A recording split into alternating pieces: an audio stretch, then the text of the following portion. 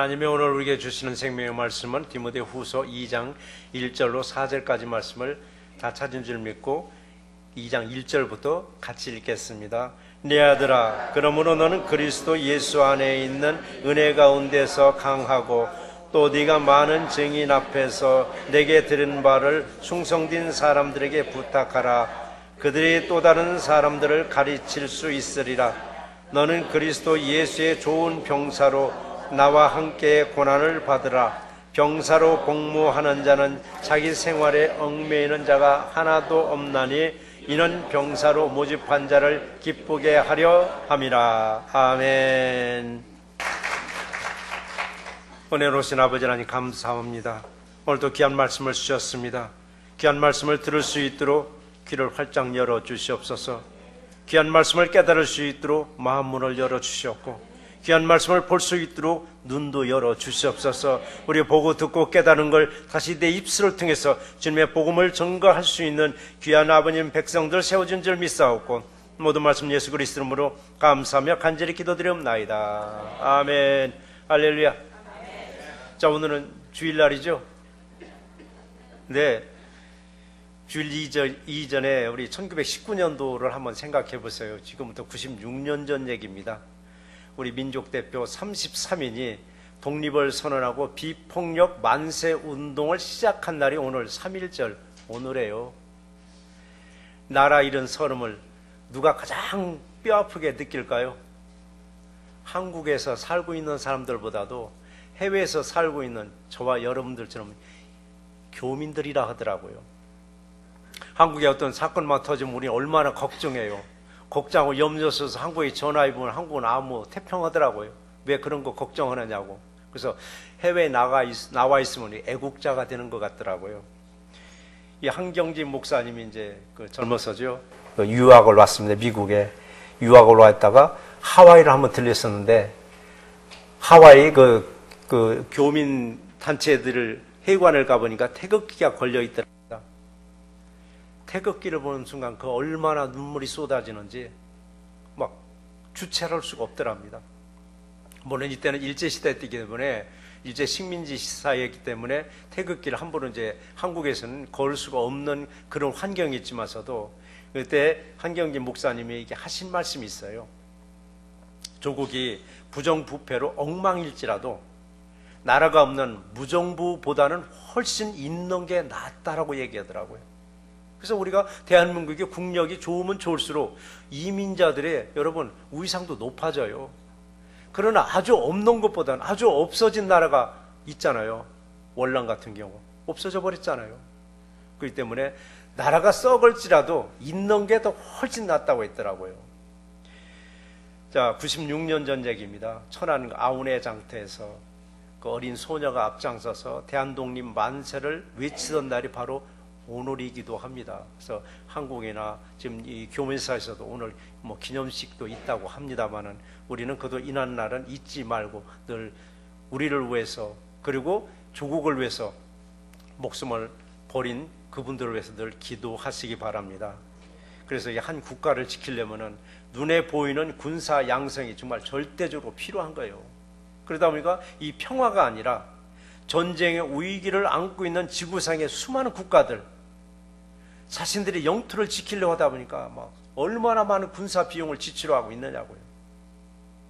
이렇게 눈에 보이는 이 군인들도 있지만 눈에 보이는 또 군사력도 있고 그러나 우리는 또 반대로 눈에 보이지 않는 군사도 또 있습니다. 그래서 저와 여러분들은 눈에 보이는 군사라기보다는 눈에 보이지 않는 영적인 십자가 군인들이십니다. 그것도 퇴역한 군인들이 아니라 현역 군인들이에요. 저와 여러분들은. 그러면 있죠. 내 나이에 무슨 뭐 현역 군인이라고 하실지 모르지만은 우리는 하나님이 부르시는 날까지 우리는 퇴역하지 않은 현역 십자가 군병들이십니다. 하나님 나라를 지키는 예수의 좋은 군사가 되시기를 주의 이름으로 축원드립니다. 근데 오늘 주시는 말씀이 한 두 가지가 있는데 첫 번째 우리가 무슨 말씀을 하시냐면 은혜 가운데서 예수의 강한 군사가 되라라고 말씀하셨습니다. 세상에서 이 군사는 어떤 훈련을 시키는가? 군인들은 어떤 훈련을 시키는가?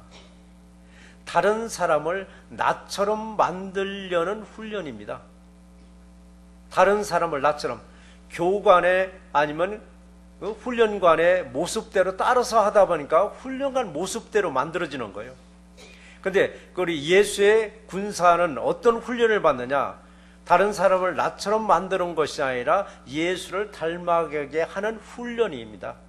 그래서 세상적인 훈련과 바로 십자가 군병들의 훈련은 달라요. 그래서 제자들을 양육한다고 하잖아요. 제자 훈련을 하면서 예수를 닮아가게 하는 것이 아니라 때로는 강사를 닮아가게 하는 경우도 있더라고요. 그래서 이런 말이 있죠. 다른 사람을 나처럼 만들려고 하는 것은 권력의 의지라고 말을 했더라고요. 다른 사람을 나처럼 만들게 하는 것은 권력의 의지라고. 신앙에서도 그래요. 처음에는 예수의 제자를 만들려고 열심히 하다가 어느 순간에 보니까 자기를 닮아가게 하려는 권력의 속성이 나온다는 거예요. 가르치다 보니까 은혜를 받고 가르치다 보니까 자기 이름이 명성이 떨치면서부터 예수의 제자를 만드는 게 아니라 자신의 제자를 만들고 있더라고요. 그런데 오늘 이 사도 바울을 한번 보시자고요. 사도 바울은 이 편지를 로마 감옥에서 좀 썼습니다. 로마 감옥에서 디모데에게 편지하기를 1절에서 그 말씀이 나오잖아요. 내 아들아 그러므로 너는 그리스도 안에 있는 은혜 가운데에서 강하라라고 말씀하셨습니다. 감옥에 있으면서 자신의 아들처럼 여기는 그 제자디는 디모데에게 너는 세상적으로 강한 자가 되라는 것이 아니었어요. 예수 안에 있는 은혜 가운데라고 말씀하셨습니다. 그것도 내가 가르친 은혜를 기억하라는 것이 아니라 예수 안에 있는 은혜 가운데서 강하라고 말씀하신 거예요. 바울 서신서를 읽다 보면 그래요. 바울은 철저하게 자신은 빠집니다. 자신은 빠지고 예수님만 나타내는 거예요. 이게 참된 복음이에요. 우리가 복음을 전하면서 예수는 빼버리고 내가 들어갈 때가 있습니다. 근데 바울은 철저하게 자신은 빠져요. 그리고 예수님만 드러내는 거예요. 이게 참된 복음을 말하는 겁니다. 그래요, 여러분.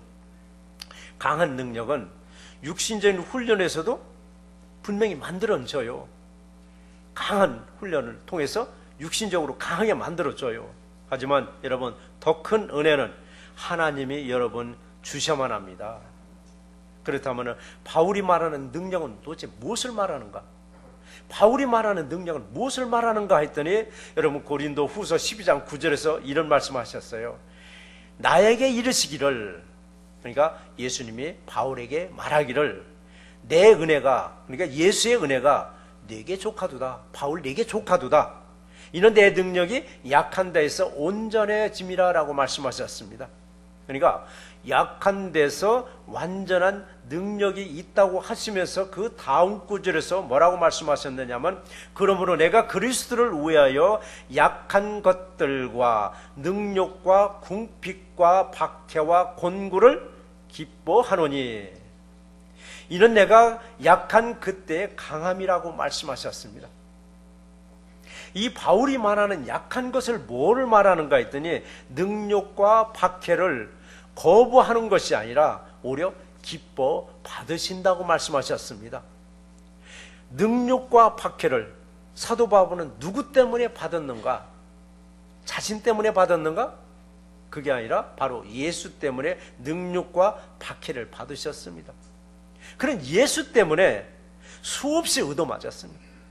예수 때문에 수없이 감옥에 갇히기도 하고 궁핍과 공고라고 했습니다. 다시 말씀드려서 배고픔을 겪어야 했고 추위에 떨기도 했고 헐벗음을 견뎌야만 했습니다. 누구 때문에 그랬느냐고? 예수 때문에. 자, 우리는 예수 때문에 모함을 받아보셨나요? 예수 때문에 여러분 수문을 걷으셨나요? 하나님이 보상해 줄 줄 믿습니다. 근데 세상에서는 이게 자랑거리가 아니에요. 세상에서는 이게 수치라고 얘기해요.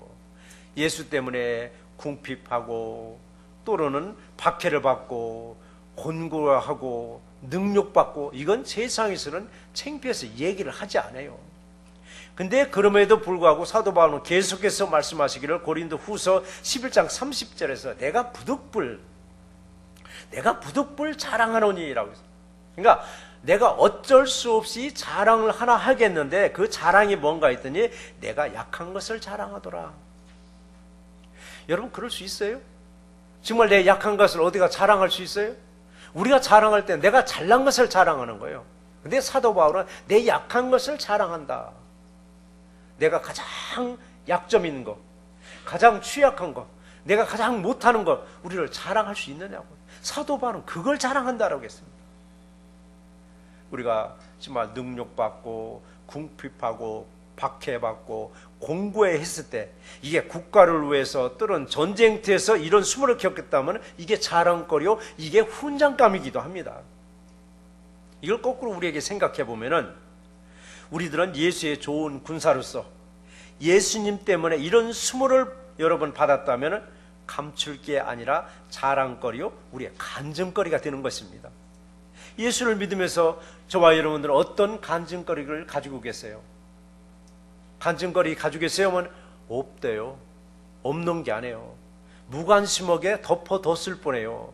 뒤돌아보면서 하나하나 찾아보시면 야, 나에게도 이렇게 예수를 위해서 간증거리가 많은데 내가 왜 얘기를 못했지?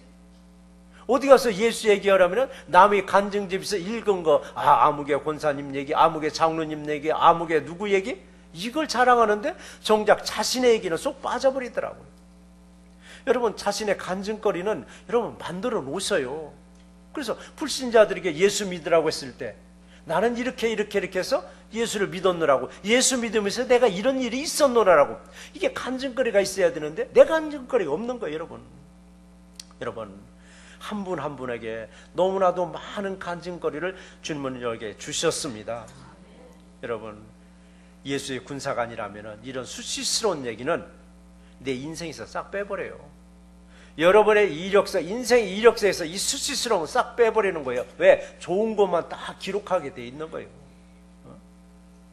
이처럼 예수의 군사는 약한 걸 자랑하라고 했으니까 약해 보여요. 예수 믿는 사람은 겉으로 보기에 참 유약해 보입니다. 겉으로 유약해 보여야 돼요. 그러나 내적으로는 굉장히 강함을 가지고 있어요. 왜 내적으로 강함을 가지고 있느냐? 내 백그라운드를 분명히 알기 때문에, 내 등 뒤에 서 계시는 바로 주님이 있음을 알기 때문에 겉으로는 약하게 보이는지 뒤에 계시는 주님이 있음을 알고 우리는 강하게 밀고 나가서 승리할 수 있게 만들어 주시는 거예요. 예수 그리스도 안에 있는 은혜로 강한 군사가 되는 새날교회가 되시기를 주의 이름으로 축원드립니다. 그런데 말입니다. 여러분 은혜에는 분량이 있다고 있어요. 은혜가 동일하진 않잖아요. 어느 분은 은혜가 참 많이 있는가, 어느 분은 조금 있는가, 어느 분은 아예 은혜가 없는 분도 있고, 은혜는 분명히 분량이 있다고 했더라고요. 그래서 우리 은혜대로 살아가는 거예요. 은혜의 분량은 누가 정해주시는가 했더니 에베소 4장 7절의 기록을 보니까 우리 각 사람에게 그리스도의 선물의 분량대로 은혜를 주셨나니, 분량대로 주셨다고 했습니다. 여러분 맞아요. 은혜에는 분명히 분량이 있어요. 은혜를 풍성하게 지금 받고 있는 사람한테는 아마 누가 와서 뒤통수 때려도 그냥 웃고 말아요.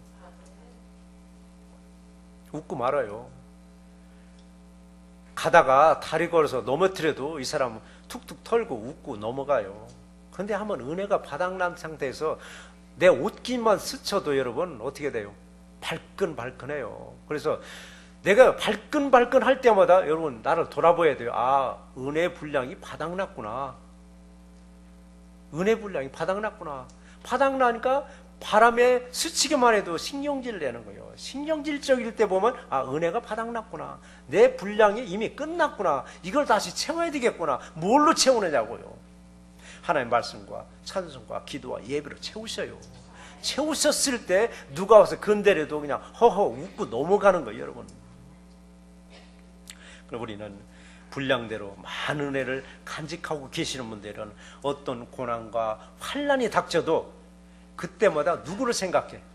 뭐 남편 생각해? 부모 생각해? 부인 생각해? 누구를 생각하느냐고요. 예수님이 겪었던 십자가를 생각해 보는 거예요.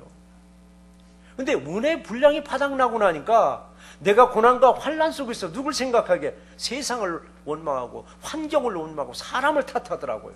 그래서 은혜의 분량이 풍성하니까 내가 고난과 환난 중에서 예수님이 지고 가시던 십자가를 딱 생각하는 거예요. 그 십자가를 생각하니까 내가 겪고 있는 그 고난을 예수님이 겪은 것과 비교해 보니까 아무것도 아닌 거예요. 그 우리에게 닥치는 고난과 이 환난은 그냥 견딜 수 있다고 생각하니까 쉽고 가볍게 막 넘어가는 거예요, 여러분. 그래서 은혜의 분량이 어느 정도인가? 내게는 정말 은혜의 분량이 어느 정도인가? 본인이 더 잘합니다. 내가 하는 말투에서부터 내가 하는 행동에서부터 이 분량대로 나가게 돼 있어요. 은혜스러운 사람은 그러니까 어디에 나타나냐? 얼굴에 나타나더라고요. 여러분 한 분 한 분 자신의 거울을 놓고 한번 얼굴을 보세요. 정말 나는 은혜 받은 얼굴인가? 아니면 은혜가 바닥난 얼굴인가? 제가 눈으로 볼 때는 여러분 한 분 한 분이 다 은혜스러운 얼굴, 달덩이처럼 훤한 얼굴인데 여러분 스스로도 거울을 놓고 보셔야만 돼요. 화장만 하기 위해서 거울만 보는 게 아니라, 머리 빗기 위해서 거울만 보는 게 아니라 정말 나는 은혜스러운 얼굴인가? 그래서 내 얼굴이 조금이라도 어두운 것이 있으면 아, 내가 은혜가 좀 부족한가 보다, 빨리 채워야 되겠구나. 채우는 게 여러분 승리하는 길입니다. 채우는 게. 그래야만이 어떤 고난도, 어떤 환난도, 어떤 무함도 내가 때 닥쳤을 때 우리 하는 말씀에 오죽하면 내게 그랬겠어? 오죽하면 내게 그랬겠어?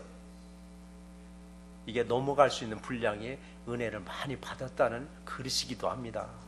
대범한 믿음으로 세워주셔요. 그래야만이 여러분 어떤 문제에서도 쉽고 가볍게 여러분 승리할 줄 믿습니다. 그래요. 강한 예수의 군사로 어떤 고난도 어떤 환난도 은혜로 넉넉히 이기는 승리자가 되시기를 주의 이름으로 축원드립니다. 두 번째 우리에게 주시는 말씀은 무슨 말씀이냐면 나와 함께 고난을 받으라. 고난하면 여러분 듣기 싫어하는 단어예요. 고난하면은. 근데 성경의 말씀을 저는 그냥 전해야 돼요. 오늘 말씀에 그랬잖아요. 너는 그리스도 예수의 좋은 병사가 되려면은 고난을 받으라고 했습니다. 고난을 받으라고. 이제 문제는 누구와 함께 고난을 받느냐, 이게. 누구와 함께. 여러분 혼자 고난을 받게 되면 세상 원망해요. 사람 탓하고 환경 탓해요. 근데 누구와 함께? 예수와 함께 고난을 받으라는 얘기입니다. 그래서 말씀하셨죠. 예수와 함께 죽으라고 했습니다. 그리하면 예수와 함께 살리라고 말씀하셨습니다. 그래서 어느 분이 이런 말을 하시더라고요.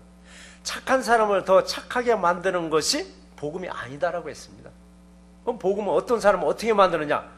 나쁜 사람이 실패를 딛고 좋은 사람이 되도록 하는 게 복음이라고 말씀하셨습니다. 그 신앙의 핵심은 여러분 뭐예요? 복음이에요. 복음은 뭐냐고? 십자가의 죽음과 부활이에요. 십자가의 죽음은 고난이잖아요. 부활은 영광이잖아요.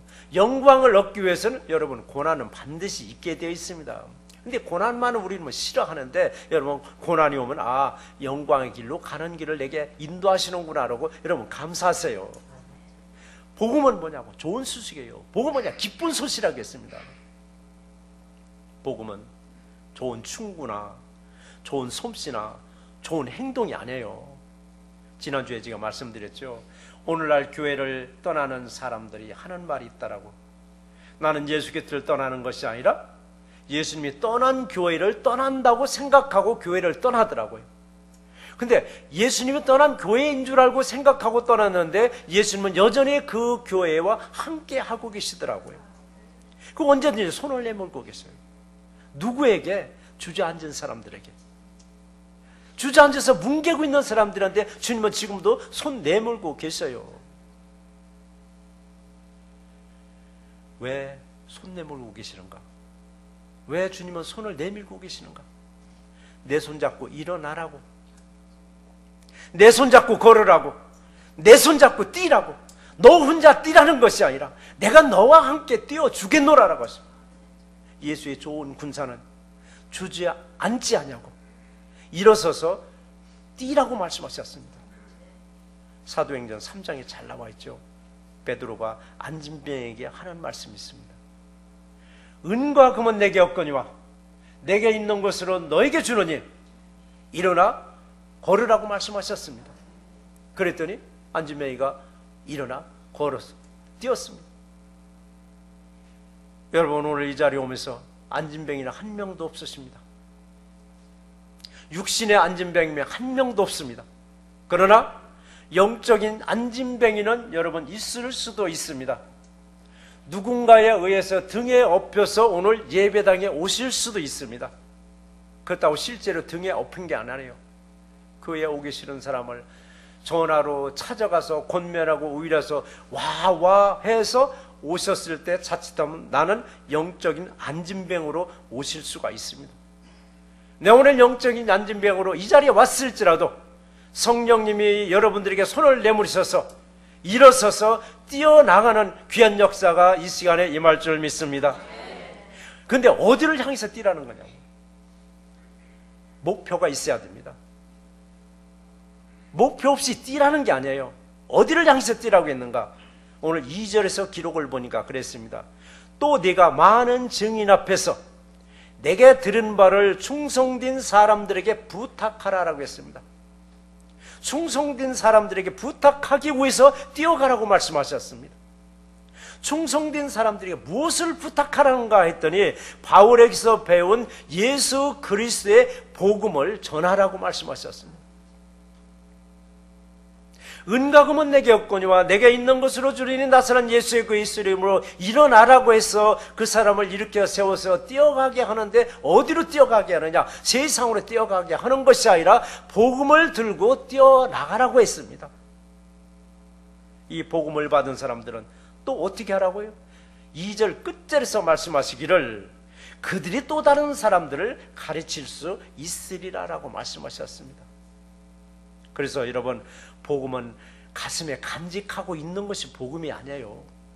내 입술을 통해서 내 행동을 통해서 다시 전파될 때 복음이 복음다워지는 것입니다. 오늘 여러분, 오늘 예배에 참석하시면서 혹이라도 시든 영혼으로 참석하셨습니까? 오늘 예배에 참석하시면서 혹이라도 아주 그냥 녹초가 된 영혼으로 오늘 참석하셨습니까? 이 시간 복음의 말씀으로 다시 일어서서 주님이 원하시는 방향으로 뛰어나가시는 저와 이름 되시기를 주의 이름으로 축원드립니다. 여러분, 일어섰을 때 행복해요. 일어섰을 때 행복합니다. 그러나 주저앉은 채 그냥 땅바닥에 뭉개고 있으면 여러분, 불행에서 절대 벗어날 수가 없어요. 이 시간 하나님의 은혜를 통해서 예수의 군사로 쓰임 받으시기를 주의 이름으로 축원드립니다. 예수의 좋은 군사는 반드시입니다. 고난이 있습니다. 환난이 있습니다. 이게 뭐냐? 훈련하는 과정일 뿐입니다. 훈련은 영구히 가지 않습니다. 훈련은 어느 기간이 있습니다. 그 기간이 끝나고 나면 여러분 원하고 여러분이 소원하는 길로 인도해 주십니다. 사순절 기간이죠, 지금요. 사순절 기간은 그냥 말로만 사순절 기간을 보내는 게 아니에요. 근신하라고 했습니다. 깨어 있으라고 했습니다. 기도하라고 했습니다. 그래서 우리 사순절 기간 동안에 근신하는 마음으로, 기도하는 마음으로, 깨어있는 마음으로 성경 필독을 좀 들어간 거, 필사를 들어간 거예요. 우리 작년까지만 해도 성경 66권 전체 못 썼어요. 근데 올해는 66권을 쓸 만한 우리 성도님들이 계시기 때문에 66권 다 들어간 거예요. 근데 지금 딱 4분이 지금 빠지셨어요. 물론 더 빠지셨지만은 게시판에 보면 빨갛게 브랭크를 쳐놓은 거 있어요. 그게 비어 있습니다. 여러분, 빨리 가서 예배 끝나고 그거 내가 쓰겠노라고 해서 전 교인이 정말 사순절 기간 동안에 근신하면서 깨어서 여러분 기도하면서 주님이 가신 그 길을 여러분 기억하시기 바랍니다. 여러분 지금 고난 중이세요? 여러분 지금 환난 중이세요? 예수의 군사로 훈련 중에 있음에 감사하시기 바랍니다. 믿음의 훈련은 아주 긴 사람도 있어요. 근데 믿음의 훈련이 아주 짧은 사람도 있어요. 그렇기 때문에 또 어느 사람 보면 내가 기업을 세우겠다고 막 얼마나 열심히 그걸 세우겠다고 애쓰는 사람도 있고, 기업을 더 크게 해오려고 얼마나 애쓰는 사람이 있느냐고. 그런데 분명한 것은 하나님이 세워주지 아니하시면 우리의 수고가 헛되다라고 말씀하셨습니다. 삶에서 여러분, 내 앞길을 늘 가로막고 있는 걸림돌이 있어요. 걸림돌을 어느 사람 요리 피하고 저리 피하고 잘 피해 다니는 사람이 있는데, 피할 때마다 언제든지 앞을 가로막고 있는 걸림돌은 반드시 있습니다. 근데 여러분, 예수의 군사는 앞에 걸림돌이 있으면 피하지 말고 정면으로 그냥 밟아버리세요. 밟아서 그 걸림돌이 넘어지면 내 인생에 가는 길에 징검다리, 바로 디딤돌이 되는 거예요. 근데 그걸 자꾸 피해다 요리 피해 저리 피해. 피할 때마다 더 큰 걸림돌이 앞을 탁탁 가로막고 있어요. 예수의 좋은 군사는 걸림돌이 만나면 그냥 밟으세요. 밟으면 넘어지면서 내 인생의 징검다리요, 내 인생의 디딤돌이 돼서 여러분이 소원하시고 여러분이 간구하시는 곳으로 인도해 주실 줄 믿습니다. 알렉산더 대왕이 페르시아를 공격할 때 이런 일화가 있었다고 합니다. 페르시아를 공격하기 위해서 진군하고 있는데, 행군하고 있는데 군인들의 모습을 보니까 사기가 뚝 떨어졌더랍니다. 마치 폐잔병처럼 다리 질질 끌고 가는 거예요.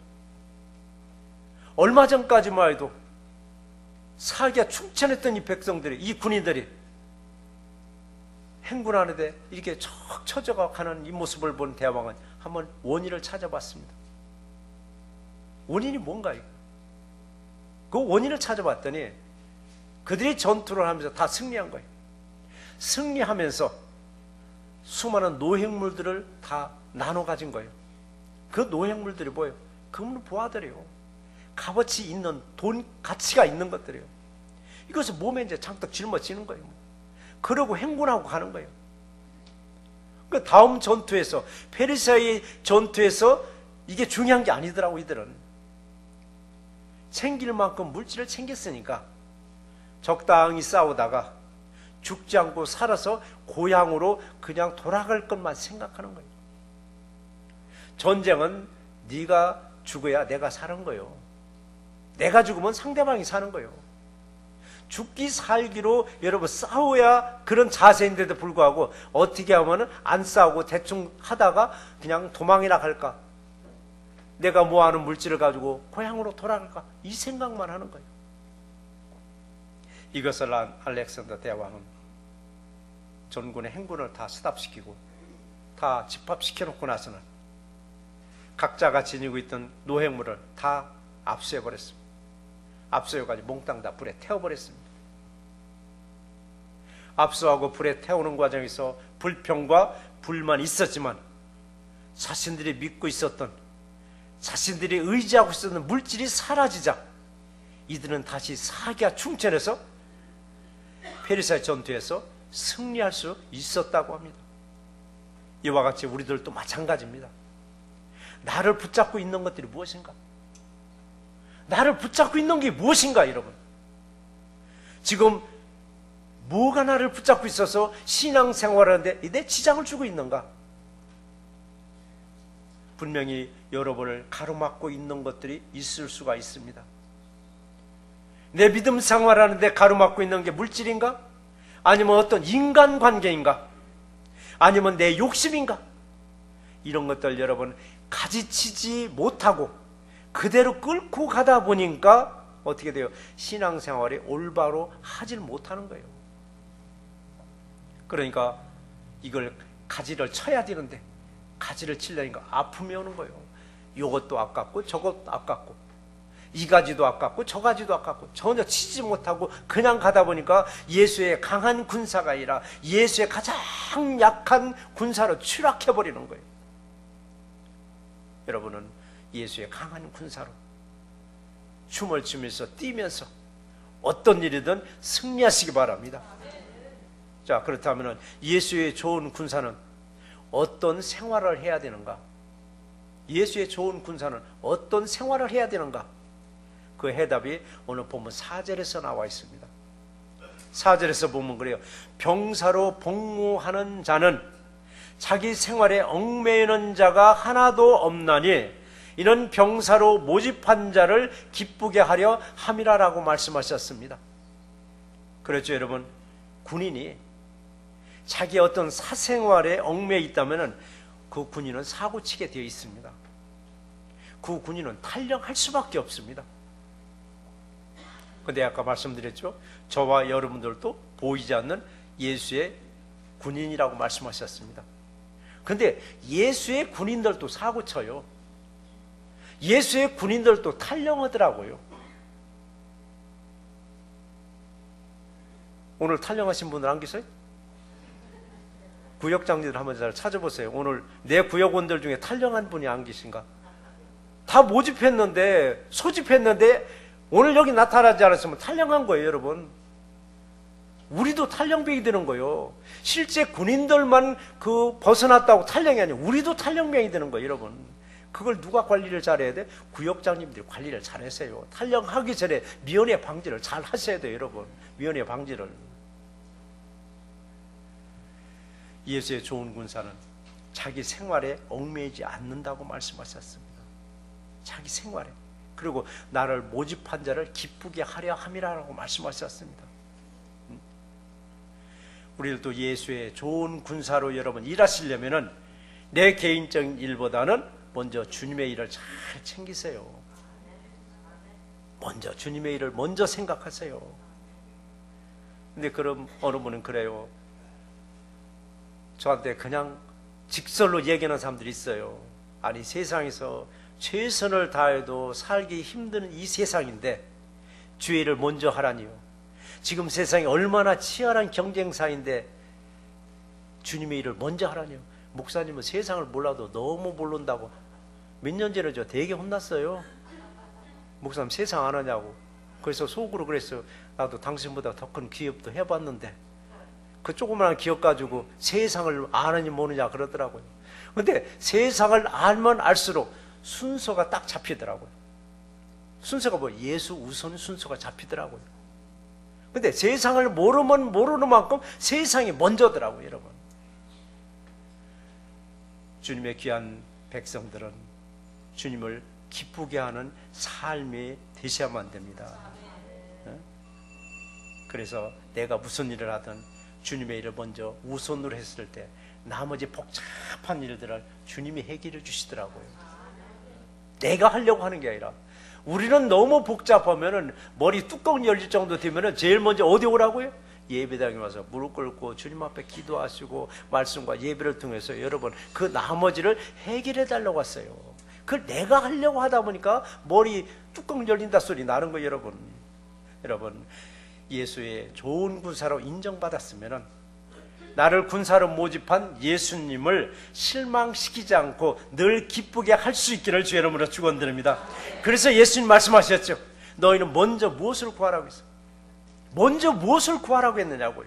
땅의 것을 구하기 전에 너희는 먼저 하나님 나라를 구하라고 했습니다. 하나님 말씀을 구하라고 했고 하나님의 의를 구하라고 말씀하셨습니다. 그리하면 놀랍게 이 땅의 것들은 보너스로 내가 해결해 주마라고.